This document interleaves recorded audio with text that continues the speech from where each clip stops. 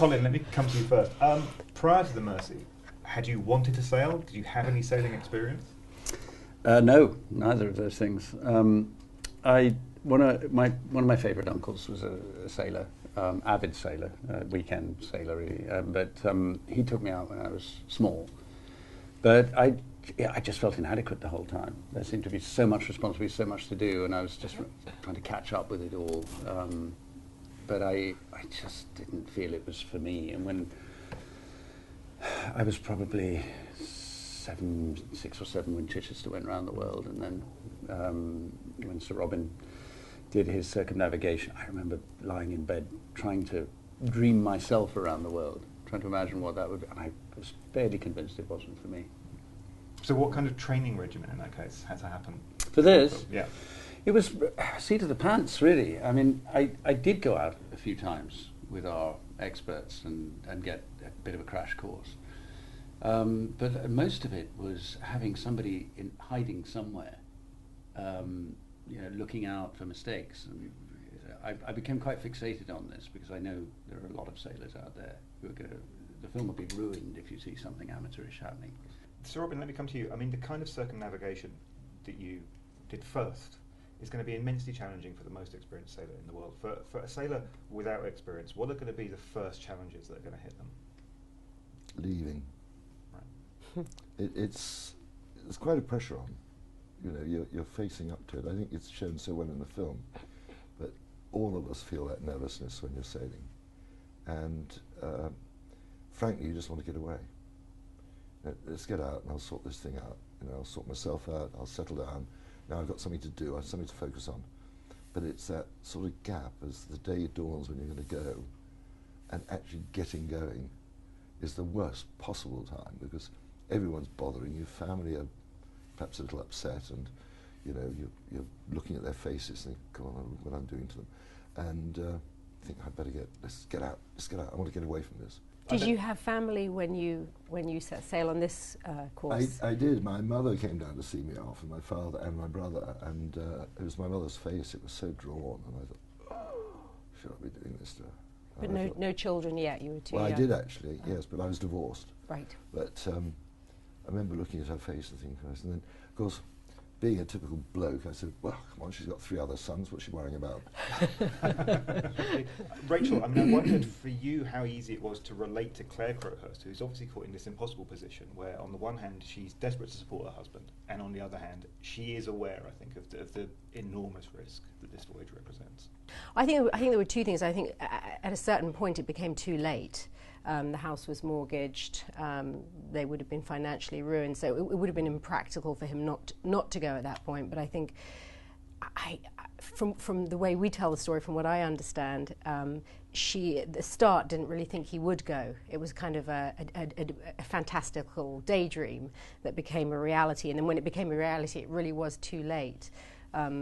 Something that the writer imagined her feeling was that when you love someone, you can't just love a certain part of them, you have to accept the whole of them, which is I don't know if Claire would agree with that, but that's what we've told in our story, and I find that incredibly moving. That if you and I do believe that. I don't know if I'm noble enough to carry it through, but I think if you love someone, then you have to accept them all. You can't say, well, I'd like to change this part of you, because that would suit me better. But I think no, I think you're absolutely right. I think that's what it was like. It was a daydream that grew into something. Oh, crikey, he's really going to do this. Yeah. And what was she going to do then? Yeah. Impossible to stop. And the feeling that she had that if she did stop him, then he might, and he had agreed to not go, which he may not have done, he may never have forgiven her, and then their marriage would be in tatters anyway, right? It came across well in the film then. Good. I was very struck by what you said about that by the time it's a reality, it's too late. Because I think that's the theme with the dilemma that he found himself in. I think sometimes we don't know that we've passed the point of no return until we look back at that point. You know, it doesn't feel like a point of no return when you make a certain decision. You know, somebody described this as twisting when you should stick. You know, I'm in a bind here. I'll just pull another card. You know, I'll just see if I can take this one more step. I can solve this. And before you've left, that actually doesn't seem like necessarily a perilous choice. just need a bit more money. I just can have a bit more money. I can fix that problem, then we'll be clear. How do you get the money? Okay, the contract is, you know, it's a pretty onerous one, you know, but I can fix it, so I'll take the risk. You know, I'm going to mortgage the business, I'll mortgage the house. It's a moment-to-moment thing, isn't it? When you're in It feels like a solving of a problem in the moment, and I don't think you realise quite how much of a trap you're in until you think, hang on, I could actually die now if I commit to this. And I think that you don't necessarily realise where you've got yourself until you're looking back at a mistake. I wanted to ask you both, actually, from what you know of Donald's motivations, I mean, whether you think the sea was something that his personality sort of channeled itself through, and whether he had this huge drive to prove himself, and he would have found another way to do it, or was it uniquely bound up with the sea and this timeless desire that we have to conquer the sea? You can tell us what that really feels that's like. I don't know. I don't know. I was waiting for the answers. I mean, well, I have no idea. Let me come to you in that case first, Sir Robin. I mean, you did this journey yourself, so I wonder what was going through your mind. Was there a single kernel of a thought that kept you going, or was it actually a much bigger story? Did it feel like the whole of your life had been leading up to this voyage? And how lonely do you get? That's what I wanted to ask you. No, I mean, once I'd made my mind up, I was going, and that was that, and everything else disappeared. In fact, 80% of it is making the decision to go, because then most of the problems disappear. You say, well, that doesn't matter now, I'm going. And so I'm going. And once I sort of focused on that, I'm going, don't get in my way, I am coming through, that's it. I'll grind you down, I'll run you over like a steamroller, but I am going. Once you get out there and you face up to the reality of it, well, actually, I was, to start with, just getting myself settled. I'm back in a boat, I'm comfortable there. And as you go on, yes, there are days when you feel lonely. Inevitably, I hear Rachmaninoff's Second Piano Concerto, one of the 2 bits of music I had, and, you know, I'm a little tape recorder, and I'd hear it today, and I'm going, oh God, I feel lonely, because it takes me back to that time. But, you know, you'd sit there and you play this, and you think, yeah, but hang on, the boat needs some help, better get on with it. And after you've been going for a while, you don't feel, I'd like to pull in today. And you think, well, wait a minute, if I pull in today, I'm letting down the me who got me here for the last 30, 60, 100 days. I haven't got the right, just because I feel bad today, to pull myself out. And one of the worst times was picking up dance music in Australia on a Saturday night and saying, what the hell am I doing out here? On the picking it up on the radio? Yes, on the receiver, yeah.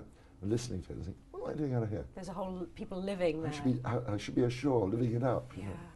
I wondered if part of the voyage for you as well was a sense of doing it for your family, because I wondered with Crowhurst whether there was a sense that obviously he left his family, but was he also, do we think, doing this for his family to prove something? I want to ask you that first.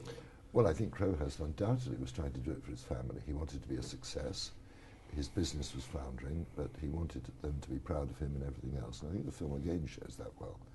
The point was, yes, he was trying to improve his position so he could look after his family better.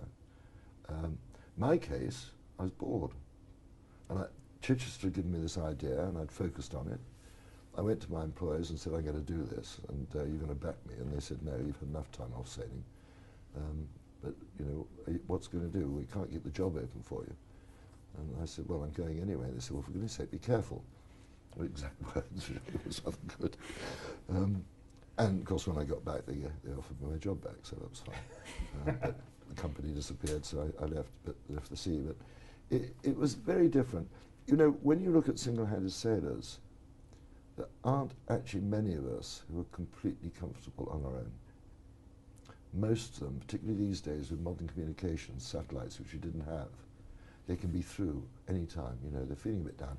Oh, I'll phone so-and-so, I'll phone so-and-so. We couldn't do that. I think you actually were using my radio in the film. Okay. And the difficulty you had getting through to a shore station, it could take you hours to do that.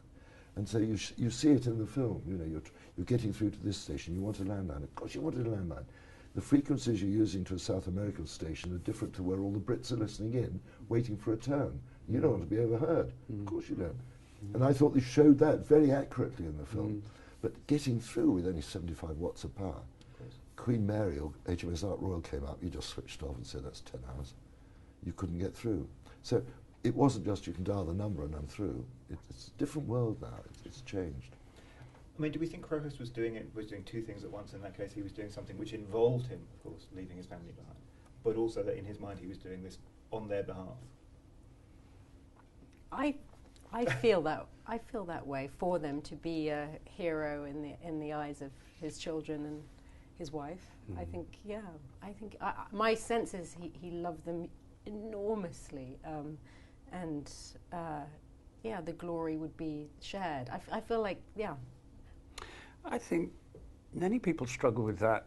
Not just about, you don't have to be, it's not just hasn't to be about circumnavigating the globe, but I think that people do, however much you love your family, there's a sense, I want to do something out there. I have to do something out there. You don't, you can be immersed in your family. You can, they can basically absorb everything you care about. But that doesn't mean that there isn't a relationship to the rest of the world and things you have to achieve, because we define ourselves in a lot of different ways. So that can just be about what you have to solve at the office.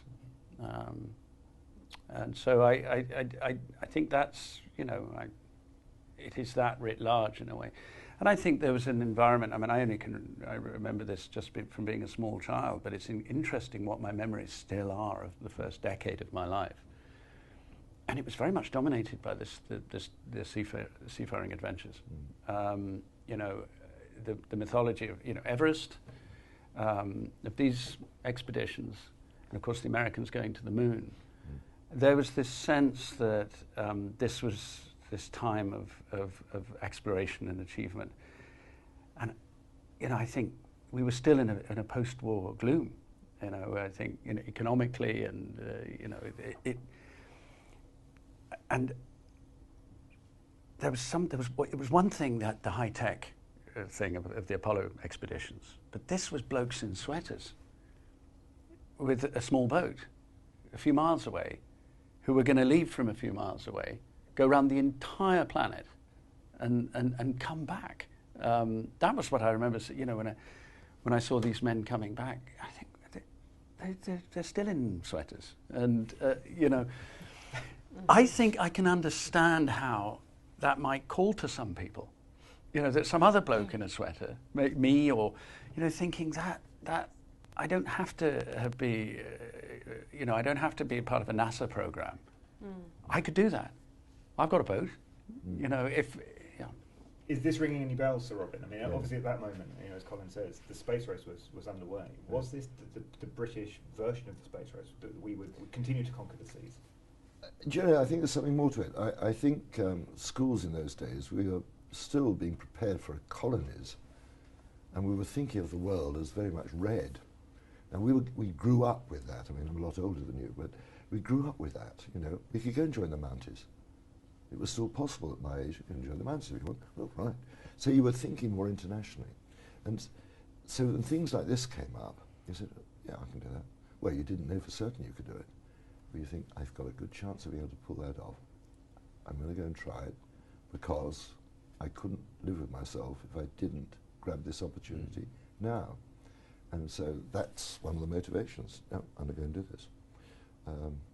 Will I succeed?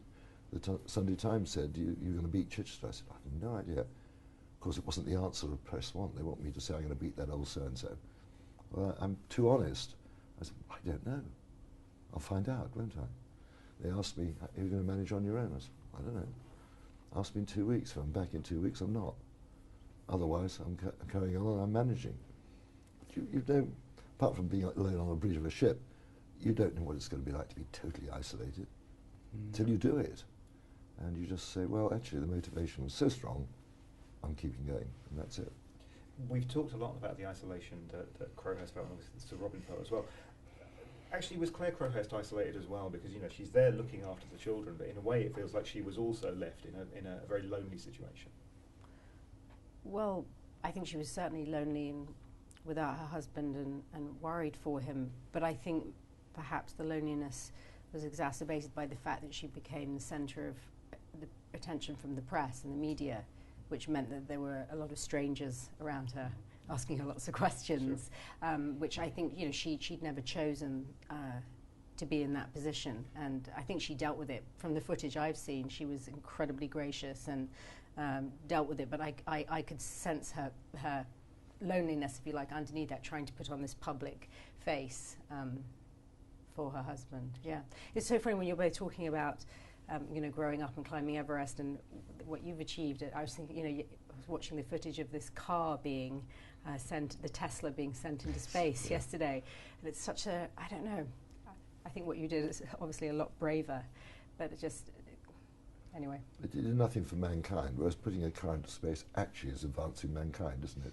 Is it? I always felt with the Apollo thing, when it happened, I picked up the news that they'd gone round the moon, and I was coming towards Cape Horn, and for once I managed to get a radio station, which was quite rare. I was looking for a time signal, actually, and this Seventh-day Adventist program from the Caribbean came blasting through and mentioned the Americans had gone round the moon. It made me think, that is advancing mankind. What am I doing? I think I'm just out here enjoying myself. I think You're far being too far too on. modest, Yes, aren't you? I agree. You're showing us what's possible. But how Well, extraordinary it we're happened at the same capable. time that you Yes. heard this. You're Yeah. planet Earth and someone's doing the That's right. moon. Well, it was because they got back from landing on the moon about 2 months after I got back. Really? And so it was a very exciting time, actually. Yes. It was going out and eventually meeting Buzz Aldrin and thinking, well, a lovely bloke, actually, and we were lecturing together. And you think, this man put his feet on the moon. Now, I think that's fantastic. Well, he was thinking, this man sailed alone around planet Earth. Exactly. Well, I don't know. He was probably much safer. Your Us. peers, your equals. I hope he was. I wanted to ask all three of you the same question, actually, which is that The Mercy it's a powerful and a very complex story, and I wondered if you could sum up in one thought, really, what you want an audience to take from the film, and to walk away from the film with. What would that be? Rachel, I'm going to come to you first. For me, from my point of view, it's a love story and a story of acceptance of the person you love, however difficult some aspects of them may be. And that would be from playing Claire. This is a man who's been very harshly judged over the years, I think, by a lot of people. And I suppose it's an exercise in trying to encourage empathy. It's this idea that he cheated, or this idea that it was all a scam or a hoax or something like that. And those are judgments. And I think this is, as Sir Robin has told us what is possible. I think that's a different tale to tell in a way. I think this is about seeing yourself in someone else's problems and someone else's dilemmas. So, Robin, you're part of this story. What does this story say to you now? I think the film tells the story very sympathetically. And I hadn't thought about it as a love story, but actually... It was just from my But character's you've got a point, haven't you? No, yeah. in a way it is, from both parts. And it's that, and there's this incredible mystery. Well, we think we know what happened, but no one actually can be certain. We're never going to know for certain. We can say, well, this is the most likely solution, and the logbook supports it, but do we know for certain? I actually think the film you're watching really is, I think the focus is on that relationship. That's why it's strong. This isn't just a film about solitude. I think it's about a relationship across that distance and how strong it becomes. A scene of you giving me a toaster might just be a scene of someone giving someone a toaster, but if it's set against a moment of solitude and regret, and you're looking back at a moment like that, I think it's about his relationship with his family. I think to agree with Sir Robin that in a way, because this is not a documentary, it's a fiction film. The writer and we and the director had to imagine some things with the logbook as a kind of guide. But as Sir Robin said, we don't know for sure.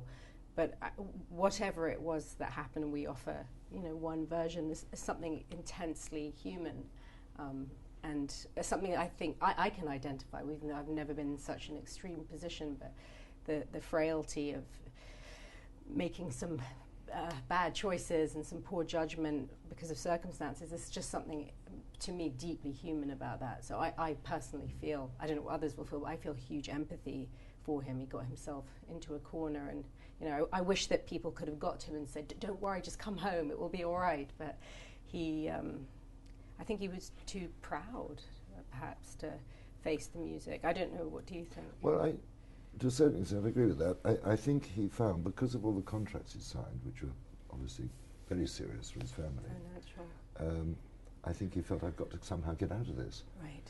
And it just grew on and grew on and grew on. And the more he sailed, the more he realised, actually, this boat's not going to make it. This boat is not strong enough. What the heck do I do? Yeah. And you can see the pressures growing on him, which is why I say, you know, I'm with you. No one should judge him too harshly. Because we didn't, you know, I didn't have those pressures. Thank goodness. Well, I wonder what it does to your judgment. If I spend too much time alone in my bedroom, I'll go a bit mad. I mean, even after a couple of hours, probably. I'm not like you on your you know, watch on the bridge. I like a certain amount of time alone, but it depends what difficulties I'm facing, and I wonder if we're talking about months and months and months, not in the safety of a familiar environment, but where you got that weird sort of dichotomy. You've got claustrophobia and then infinity.